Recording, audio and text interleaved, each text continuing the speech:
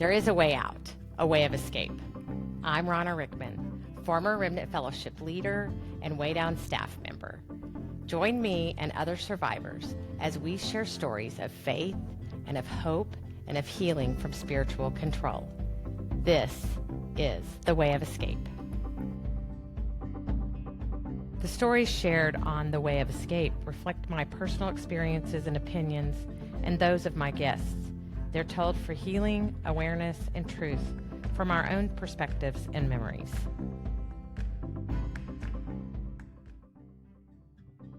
Hello, my name is Rhonna Rickman, and this podcast is called The Way of Escape. I have felt an immense pull to get this podcast out. I've gone around it a million different times. Should I not? What do I need to do? What story am I going to tell? And is it important? And it feels very important to me to share our story. This podcast is called The Way of Escape, and it is our story as well as many others that I will interview along the way, and how we got involved with Remnant Fellowship Church, the Way Down Ministries, Way Down Workshop, with getting to be close to Gwen Shamblin, Laura, Elizabeth Hannah, the other leadership in Remnant Fellowship, and how we finally made the way of escape and got out. It's our story. Everybody has a different story. There's been so many people that have left Remnant along the way and then have not had the opportunity to share their story. And I kind of long to hear those stories. I would discount them, but somewhere inside of me, it was just one more thing that was stacking up that made it feel real, that I knew there were clues along the way that were nudging me that something was off. Okay, in 1999, I did a Way Down class in Minnesota, and then I actually led Way Down classes for a while there as well. Then I did a Way Down advanced class in 2001. And in that class, I was informed that Gwen was crazy, is what they said, and that they were no longer going to do the Way Down advanced class, and it was just going to be a prayer time. And I decided, no, I wasn't going to do that. But I did lots of research at that point and actually got rid of all of my Way Down books. I made sure that they were disposed of and not given to Goodwill and all kinds of things. I shared with everyone around me that I thought that Gwen was off on some things that she believed in. And then in 2006, I had gained a lot of weight. My life seemed in shambles. I was stressed out. I had had my fourth kid. I had an infant at home. You're already stressed in that situation. And I happened to see NBC, Andy and Maggie Sorrells were on the Today Show with Matt Lauer. And I thought that was for sure a sign from God that I should just give it a try again. And so in 2006, I did a Way Down class again. I started losing weight, and I lost a lot of weight and got enticed by becoming a part of Remnant Fellowship Church. One of Gwen's key takeoffs is that you will gain your weight back if you're not in Remnant Fellowship because other churches okay your sin. They pat you on the back and tell you you're okay, you're such a hard worker, you're such a good person. And so I fell for it, and I thought I have to get super involved. There were so many signs and so many things that happened at that point, but I was desperate. It's like she found me right where I needed her to find me, and I fell for it. And I would seriously hear someone say, like, my family, my extended family, my family friends that I'd had since I was young were writing us letters. They were wanting to do interventions. And this was in 2006. And the high control environment, they were very concerned for our family and for our children. We had 4 kids that we brought into Remnant Fellowship. In 2000, I stood up and just decided that I had the best idea. The reason is because we were so it it makes no sense to any to anyone until you've been there and you've felt it, but every button is pushed to make you feel like you're doing the right thing, to make you feel happy, to make you feel plugged in, to make you feel like you have all these tons of friends, so much love bombing, so many people. The unrealistic idea that you're going to have 100 best friends. Like no one in the world has 100 best friends, but it was this continual busyness, happiness, the happiest place on earth, and all the things that Gwen had mastered. She was a master. And yes, I had lost weight. And yes, I anyone that loses weight is happier. Um, our finances were getting a little bit more put together, probably because I'd lost weight and were just wanted to do better in general. Um, I gave lots of credit to her. I grew up in an incredibly loving home with uh, a mom that loved me and a sister, and I and my husband grew up in a a beautiful home as well, and we took so much of that away from our family and gave so much credit to Gwen. I think it's powerful. It's a powerful persuasion. You're completely manipulated, and it's embarrassing. It's embarrassing to talk about sometimes now. Um, 1 year later, October 28th of 2024 is when we left.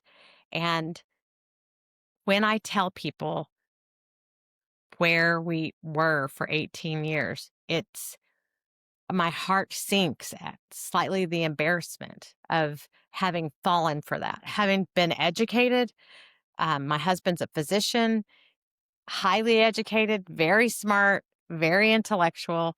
Um, I feel like we had been involved in many things in our life and were incredibly wise. And our families were so wise. And then somehow we got duped or tricked or whatever happened. But there were so many signs along the way and so many things that I wish we could have clued into or listened to. But um, every time we got close to being questionable, the stops would get pulled out. You'd get invited over more. You would get pulled into the center. You'd become a leader. You become a higher leader. Um, you would have more friends. They would do a, um, surround plan and give you more friends. And there's just so many things to unpack about the entire thing. But I wanted to set the stage that um, what it was that made us drawn in was me feeling um, lighter because of the weight loss. And then that happiness that would have happened in any weight loss program, where you'd have less self focus and you have your clothes fit better and it's easier to shop and all of those things became masterfully manipulated into being because of Gwen, because of Way Down. So now let's make it because of Remnant Fellowship. And so we fell in and we continued on. My husband continued on because he loved me and he wanted me happy and he thought this was the thing that was making me happy. I got really involved, really involved. I immediately started helping Gwen as much as I could. um, I did a lot with Way Down. I lost 130 pounds, so they used me a lot, my testimony, and I like to talk to people and I like to help people. And Gwen always said, "You're still so worldly, so you can relate to people." And it's because my husband had a real life job outside of there. So many people and so many of the leaders inside of Remnant Fellowship work within the entities owned by Gwen or Elizabeth. And so, um, they didn't have they were not in touch with reality. It is like a strange, entranced world. Um, I have listened to so many podcasts. I have talked to therapists and counselors. I have talked to people that left years and years ago, 15, 14, 12 years ago. I have talked to people that left 6 months ago. I've talked to kids that have left. I've talked to, you know, people in their 70s. I We were all incredibly fun people, wise people, but Gwen met us at a spot where we needed something and we fell for it. Um, I take responsibility for that. One of the things I wanted to do with this podcast, I'm going to share stories. I'm going to share stories. My kids are going to share stories. My husband will share stories. My friends will share stories. Other people that have left and survived will share with you. I I want to clarify a lot of things in this podcast. One is the letters that we sent out when we left a year ago are very different letters than we would write today. All of us, all of our children, mine and Odie's letter, they're all very different. At the time, we were so scared. And I remember it, honestly, that's the reason for this being called the way of escape. Um, and the image on the logo with the door and the brightness outside, I remember making fun of people that said they couldn't leave. We would be in meetings and they would say, "This is so stupid. The door is open. You just walk out it." But when you walk out that door and you leave Remnant Fellowship, you leave every single friend you have had for 18 years. You have already ruined your relationship with all of your previous friends, of which I'm incredibly sorry about. And that's another reason I wanted to do this podcast. I wanted to share with my friends that were my friends in Minnesota, my friends from high school and college, and all of them that watched me walk away from a normal life and go into this high control, religious, completely consuming life. Um, it's embarrassing and it's sad, and so many people were praying for us. And but I am so sorry. I'm sorry for not listening to you when you warned us. Some good friends of ours sent us letters and were trying to tell us that this was not scriptural. We were not following what Jesus Christ had done for us, and you just couldn't see it. It was a blinding, weird thing. I could not everybody that left, we were given an excuse as to why they left. Like years and years ago, some leaders left. Andy Nissen and his wife, Greg Maxwell Heck and his wife left, and we were brand new members. We were never told why. They told us they had an authority issue and that they wanted to be over Gwen, Andy especially, and Greg just followed him or whatever. I never really knew them. So I didn't know. I didn't reach out. I didn't ask questions. I just believed the narrative that was continually told. And as we got higher in leadership, we got to see the inside workings of how they taught us and told us to educate people when someone left. Like they were just off. Their thoughts were off. They they were crazy. They did all these things wrong. But there, another thing that I think a lot of people are like, "What was the straw that broke the camel's back?" And honestly, I got the best analogy from a friend of mine that said, I think a counselor told them once along the way that it's not just one thing. It was not one big, huge thing. It was not that I got my feelings hurt. I've heard that from many people that the narrative was that I got my feelings hurt, that Elizabeth wasn't listening to me. I had given her my opinion on something at the end, right before I left, that she didn't listen to about her social media. I was trying to be helpful, and I was just seeing how it would go if I shared something.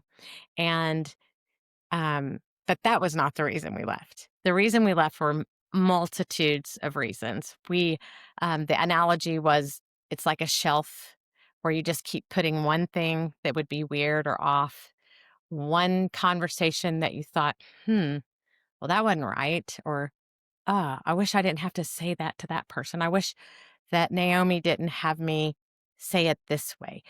Um, I wish that I hadn't seen that. That was weird. And you would keep putting these things on your shelf.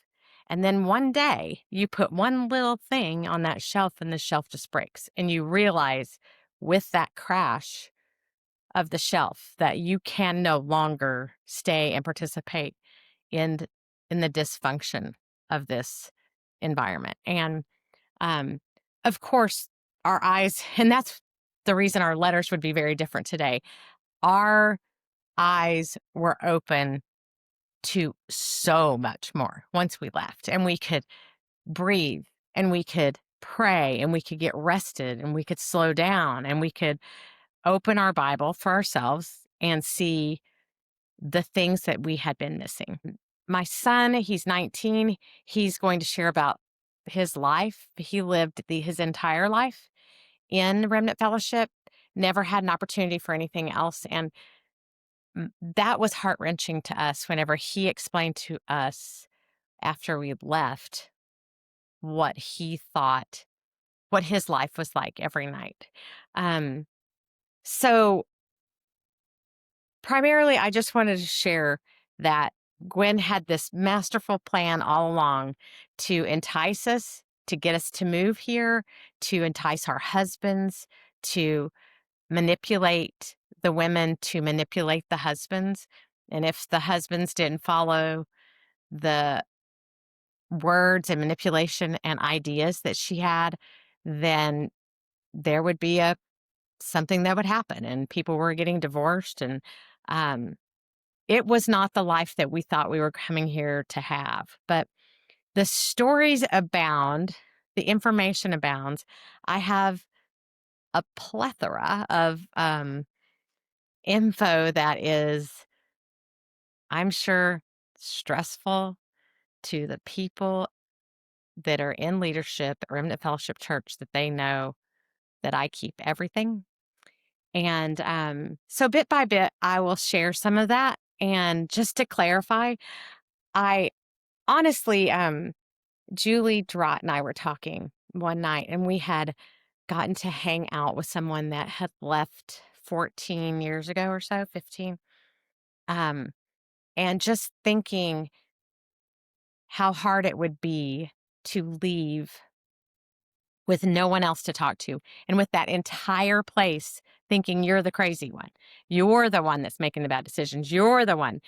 Somehow, by God's hand, when we left, we made the choice, wrote our letters, and sat on the floor crying our eyes out, knowing we would have no friends, that it was going to be very lonely, and explaining that to our kids that were adamant that they wanted to leave. They had made the decision on their own as well. And when talking to them, I had no idea how lonely it was going to be, or that it could be. And then people started calling us and wanted to know more. And every single person that reached out to us after we left, the night we left, the next day, for weeks, for months, continuing on into the year, every single one of them had already had these thoughts. They could trace back stories to 2004 when Gwen said something, or made them ignore something, or told them not to turn something in. Stories of people that their children were in dangerous situations and they were advised by leadership to ignore it, to not get them help. And in that, your eyes open for a minute, and then somehow this magic spell comes over you to make you think, no, no, no, don't think that. Don't think that. Believe what Gwen says. Believe what Elizabeth says. This is good. It's a happy place. It's the perfect place. And in that, you get sucked back in over and over and over again. There were so many times that I would call and say, I'm done. I don't want to do this anymore. can't stand it. This is too stressful. I'm sick of getting corrected. And then I would get talked back into staying.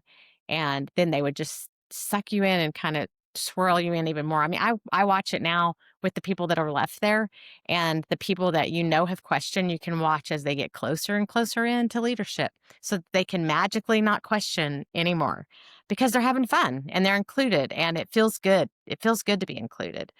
Um, so anyway, those are the things that we want to share. There's so many people that have stories, and somehow God let it happen where our entire family was able to leave.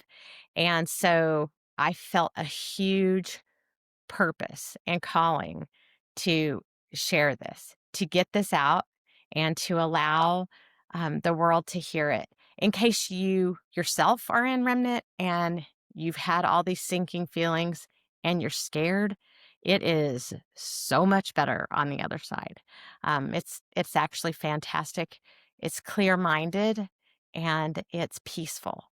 Um, there is no frantic anymore. It could be somebody that has a family member in there and is just worried about them or thinks, how can they keep staying? And you stay because the magic works in there.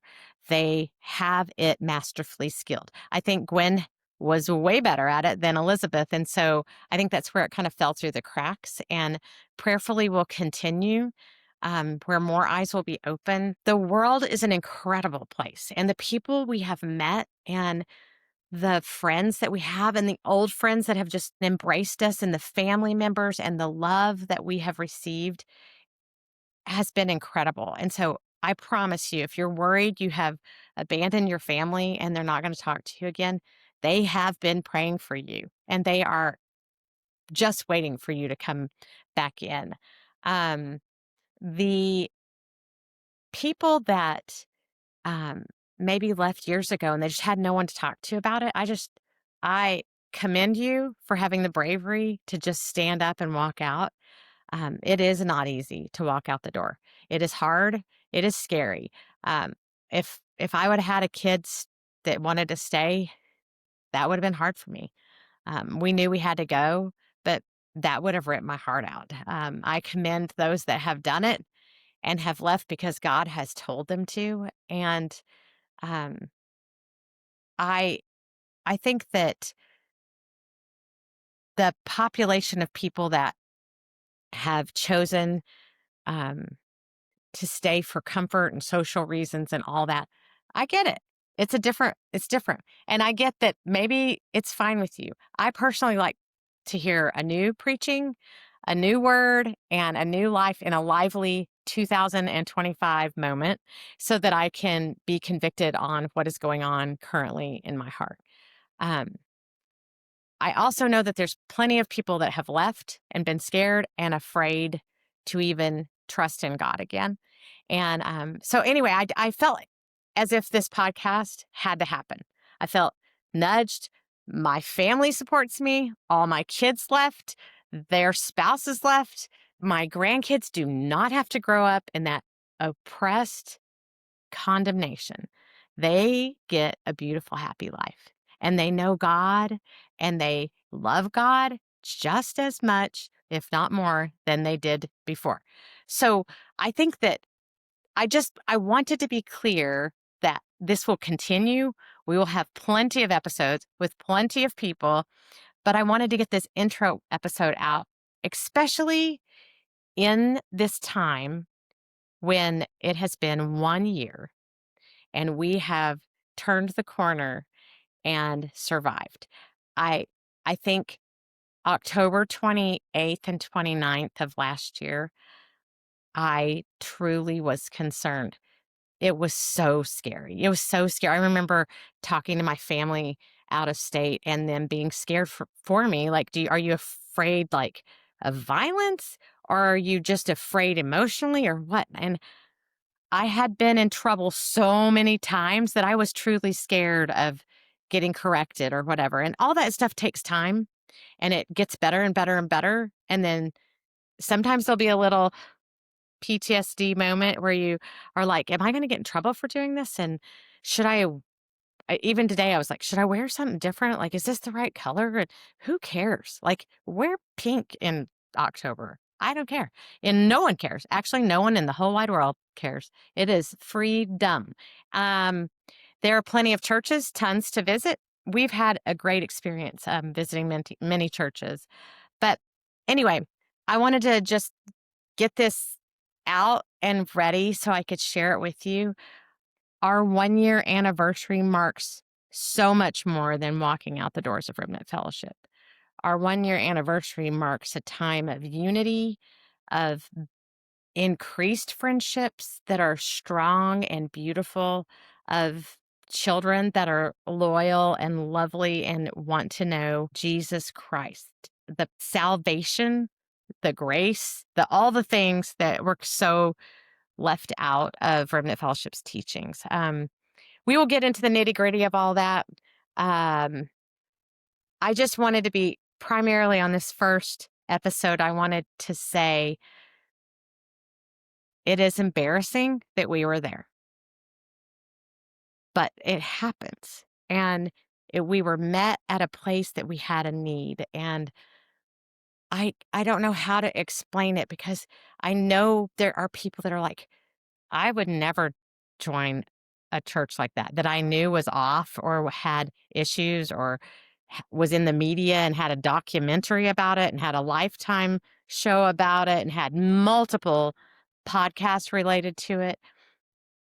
But just to never say never. It was a weird experience, and lots of friends that we thought we would raise our kids with and be friends with for forever that will not even text us back, will not go to dinner with us or anything like that. They literally think we have chosen Satan over Gwen. And in actuality, we clearly have chosen to follow God and his son, Jesus Christ. We are thankful for the life of Jesus. We are thankful for the people that have loved us unconditionally, no matter what our devotion to any specific church is. And it's beautiful and freeing. There is a lot of baggage that will take years, I'm sure, to undo. But every day it seems like more and more sloughing off. And I just encourage anyone that has questions or that has things that they would like to share to let me know. Or if you think of something that you would like for me to share that you knew I knew, or that you knew that we were a part of, I would love to know that. So feel free to message me on social media or through the podcast. And my heart breaks for the friendships that we lost in there, because it was clear then that they weren't real. It's so interesting to think that you could only be friends with someone that goes to your church. And I know we left with a blaze of glory in the letters that we wrote, and so they warned people from hanging out with us, and then they ridiculed people that did hang out with us. And those that really loved us did. They continued on, and then they got asked out too. So anyway, we will share more. I love you guys, and I'm thankful that we found the strength to get out and to walk out the door. We found a way of escape, and I hope that you guys can too. Thank you for listening to The Way of Escape. Follow along for new episodes as we uncover truth, heal from spiritual abuse, and find lasting freedom. You too can find a way out, a way of escape.